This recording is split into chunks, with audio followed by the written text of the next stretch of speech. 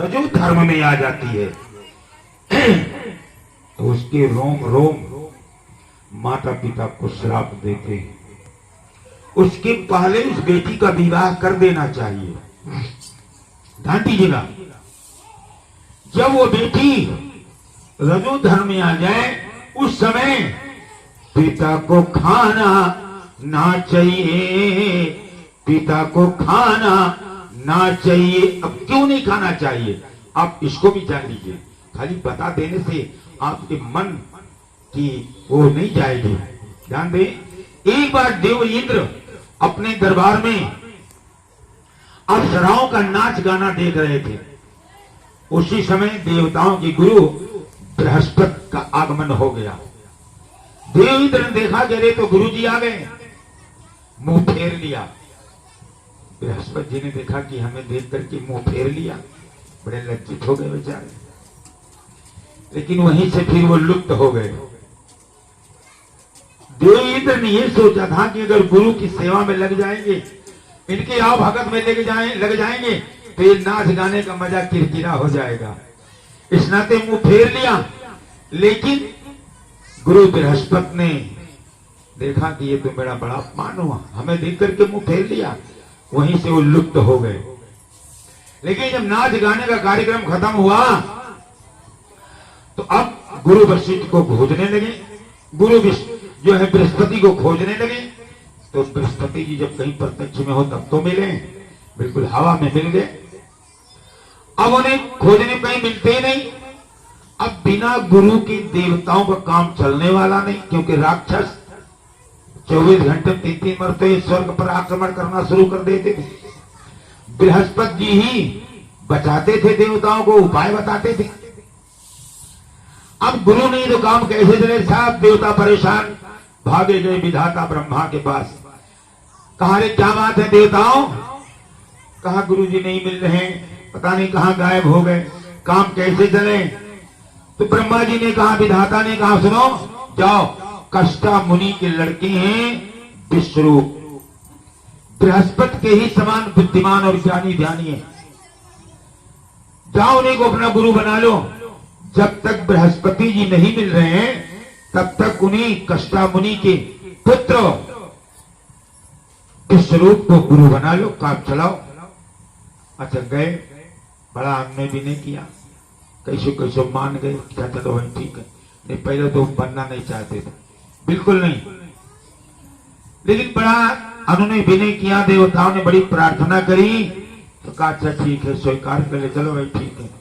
आए तो आते ही उन्होंने और एक यज्ञ प्रारंभ करवा दिया। एक यज्ञ होने लगा और जब यज्ञ में आहुति देने लगे स्वाहा स्वाहा, तो देवताओं का नाम लेते रहे, बीच बीच में राक्षसों के भी नाम से स्वाहा करते रहे, क्योंकि राक्षस लोग इनके मामा लगते थे, विश्वरूप के मामा लगते थे। अब जब ये बात देवेंद्र ने सुना तो बहुत क्रोधित हो गए, तलवार निकाला और सरधर से अलग कर दिया। तो विश्वरूप के 3 सिर था, 3 सिर था, 3 मूल रहा उनके, 3 कपार रहा, एक नाई 3 कपार, 3 मूल रहा उनके, 3 मूल कट करके अलग हो गया, ये मर गए बेचारे। अब देव इंद्र को ब्रह्म हत्या लग गया। जब ब्रह्म हत्या लग गया तो लोगों ने कहा अब क्या किया जाए? तो देव इंद्र ने उस ब्रह्म हत्या को 4 भागों में बांट दिया। 4 भागों में बांट दिया।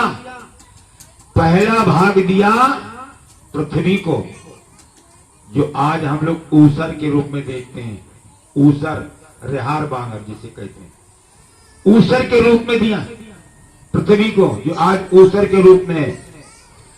दूसरा भाग वृक्षों को दिया, जो बांदा के रूप में है, वृक्षों में बाना लग जाता है, ये दूसरा है।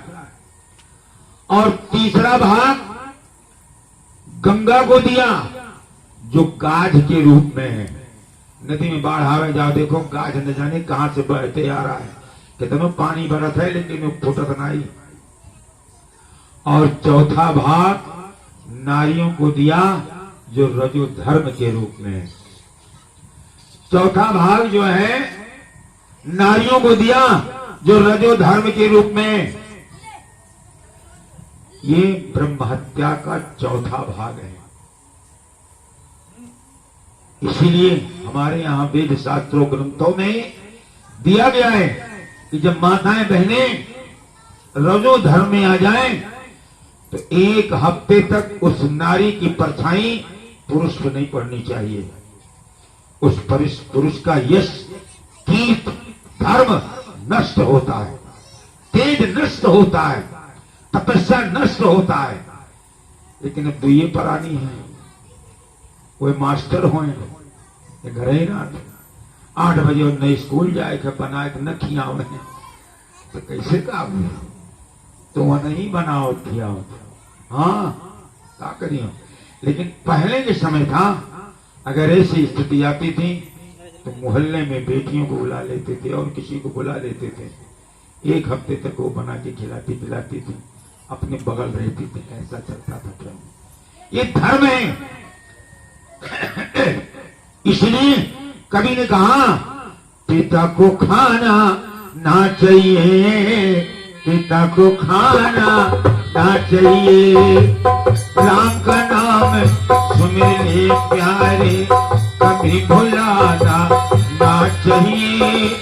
कुंवारी कन्या तपे रसोई, पिता को खाना ना चाहिए, पिता को खाना ना चाहिए, पिता को खाना ना चाहिए। बोलिए शंकर भगवान की जय। अब वहां देखो कथा में क्या हो रहा है। दूसरा वरदान कैसे मांग रही है। दूसरा वरदान मांगो कर जोरी और नाथ मनोरथ पुरो मोरी। नाथ दूसरा वरदान हमारा मनोरथ है। अगर दूसरा नहीं देंगे तो पहला माने कुछ नहीं। हाँ ये नाते का जरूर दे दियो। हाथ आवाज दो तो मिनती मांग रो कुल करेगा। दो शरबर मांगो कर जोरी, नाथ मनोरथ पुरवो मोरी। चक्रवर्ती सम्राट आ जाता था, क्या मांग जल्दी मांग। बस मांग लिया दूसरा वरदान। क्या मांगा।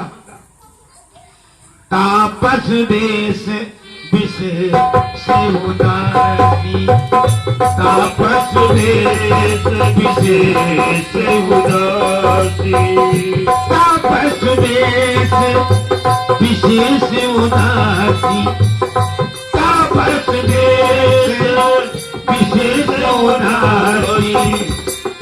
14 कड़ी से राम बनवासी, 14 कड़ी से राम बनवासी, 14 बड़ी से राम बनवासी। जैसे सुना राम 14 वर्ष में कही सीने पे हाथ का के ये तूने क्या मांगनी के गई, क्या मांगनी के गई, कुछ और मांग ले। अरे तख्त ले, ताज ले, राज ले, पाट ले, लेकिन मेरे राम को बन न मांग के कई बन न मांग। का मांगना था मांग लिया, देना तो नहीं देना नहीं दो। कोई जोर जबरदस्ती कर रही। कहा के ये तू क्या कह रही। देख तेरा प्राणनाथ तेरे सामने हाथ जोड़ता है, तेरे पैरों गिरता है, सब कुछ ले ले, लेकिन मेरे राम को बन न मांग के कई बन न मांग। का देना तो नहीं देना, क्रिकेट की तरह क्यों नखरे बढ़ा रहे। कहा के कही अरे राम है निर्मल रूई, राम है निर्मल रूई, तू उसकी चिंगारी न बन, और बन के महतारी तू गाड़ी नागिनी नारी न बन। कल तलक कहती तो थी, कल तलक कहती तो थी कि राम जीवन आस है, आज उसी राम को तू फिर ही बनवा सके। कही अरे सर की गर्मी उतरेगी, सर की गर्मी उतरेगी, जिस वक्त नरमी आएगी उस घड़ी तू आप अपनी करनी पे पछताएगी, करनी पे पछताएगी। और ये कहते कहते बेचारे चक्रवर्ती सम्राट को जैसे घुमड़ी आ जाए, चक्कर आ जाए, पृथ्वी पर लुढ़क पड़ते हैं, किसी प्रकार से उन्हें उठा करके और सहारा दे करके उनके महलों तक बिस्तर पर ले जाके लेटाते हैं, जहां हे राम की रट लगा रहे। शाम हुआ, सभी रानियां उनके महलों में, कौशल्या और सुमित्रा एक तरफ बैठी हैं और केकई एक तरफ बैठी हैं, क्योंकि केकई को आभास हो गया कि मैंने बड़ा गलत किया है, आज मेरा बड़ा उपहास होगा। लेकिन वचन दे चुकी थी, आज मंथरा के कहने पर वरदान मांग लिया।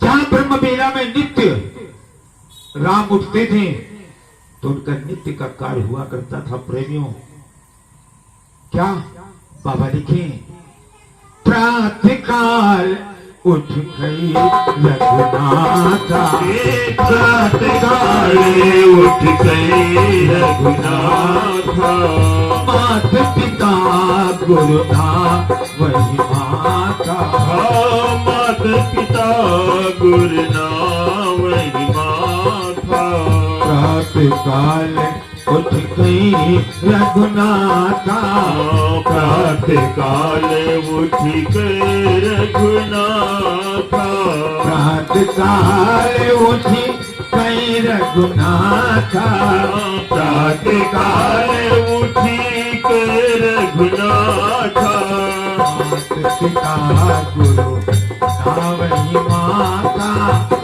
मात पिता गुरु ना वही माता। ब्रह्मबेला में ही राम जी उड़ जाते थे, माता पिता को गुरु गोसैया को जाके प्रणाम करते थे। अच्छा देखो, रोज राम जी राजकुमार के वेश में जाते थे। आज शाम होते होते इनको पता लग गया कि 14 बरिस राम वनवासी वेश में 14 वर्ष के लिए राम वनवास। तो आज राम वनवासी वेश बना करके और माता पिता को प्रणाम करने के लिए ब्रह्मबेला में चले जाते हैं। रोज अपनी मैया कौशल्या को पहले प्रणाम करते थे, फिर केकई मैया को, फिर सुमित्रा मैया को, फिर पिता को, फिर जाकर के गुरु गोसैया को प्रणाम करते थे। लेकिन आज पिता के भवन में तीनों माताएं मौजूद हैं। कौशल्या मैया, सुमित्रा मैया एक साथ बैठी हैं, केकई मैया अलग बैठी हैं। आज राम अपनी मैया कौशल्या को पहले नहीं प्रणाम करते हैं, आज केकई मैया को पहले जाके प्रणाम करते हैं। क्यों? क्योंकि आज राम जिस कार्य के लिए यहां इस धरा पे वो परमात्मा राम के रूप में अवतरित हुआ है, आज उस कार्य का शुभारंभ होने जा रहा है और ये शुभारंभ केकई मैया करवा रही हैं।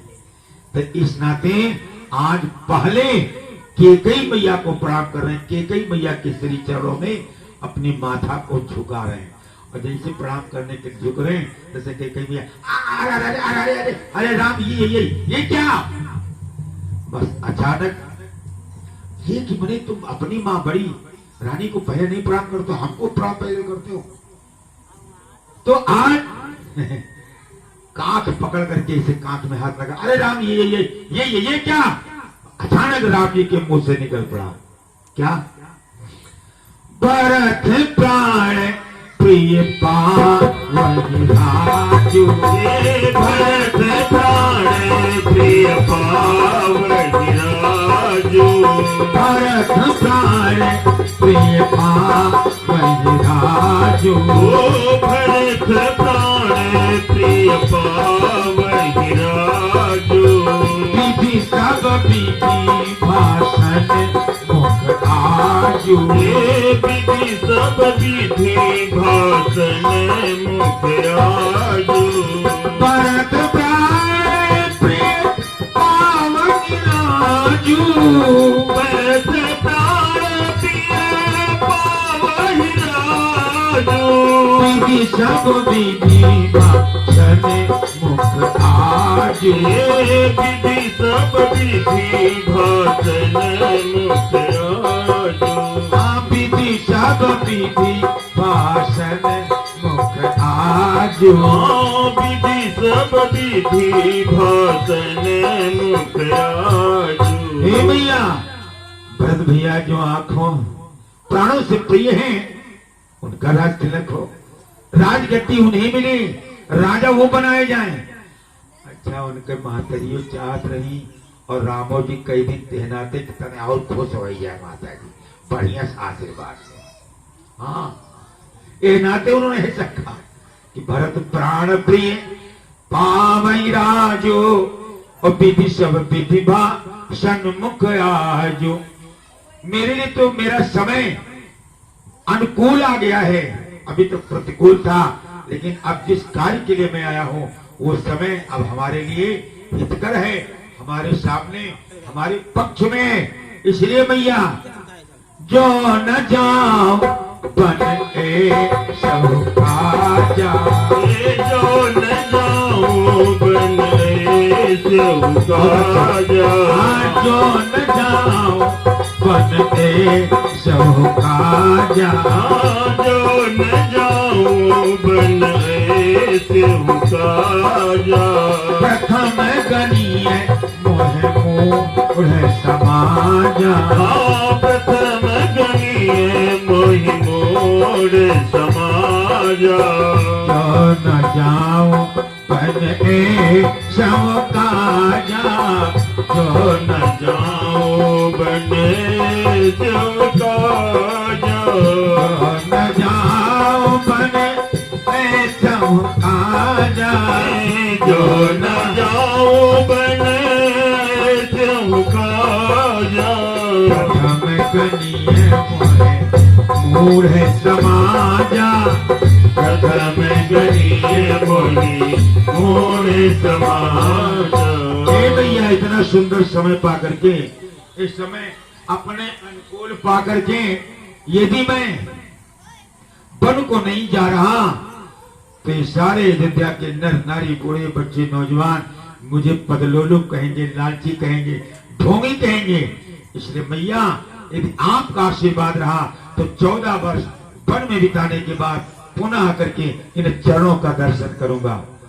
अब कैकेयी मैया करती क्या? कैकेयी मैया की तरफ से अब अपनी मैया की ओर मुखातिब हो जाता, तो अपनी माई तो अपनी माई होती है ना, है?